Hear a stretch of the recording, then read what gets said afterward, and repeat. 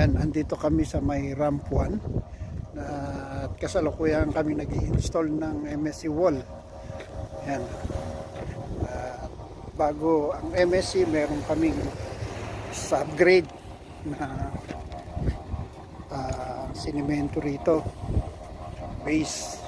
And then after that, magkakaroon kami rito dito sa nakakulong ng formworks na yan, maglalagay kami ng blinding na ang ang thickness niyan ay nasa Gis o 4 pulgada. So ito na yung aming sample ng MSC wall installation. Ayan. At itong nakikita yung lubak na yan ay tatambakan yan.